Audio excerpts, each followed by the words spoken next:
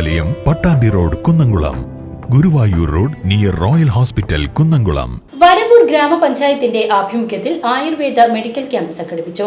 Kumarappanal ITI Vettukad നഗറിൽ നടന്ന പരിപാടി ഗ്രാമപഞ്ചായത്ത് പ്രസിഡന്റ് PP സുനിത ഉദ്ഘാടനം ചെയ്തു. കുമരപ്പനാൽ ITI വെട്ടുകാടിൽ നടന്ന പരിപാടി ഗ്രാമപഞ്ചായത്ത് പ്രസിഡന്റ് PP സുനിത ഉദ്ഘാടനം ചെയ്തു. ഗ്രാമപഞ്ചായത്ത് വൈസ് പ്രസിഡന്റ് KK ബാബു അധ്യക്ഷത വഹിച്ചു. ആയുർവേദ ഡോക്ടർ ഫ്രാങ്കോ പദ്ധതി വിശദീകരണം നൽകി.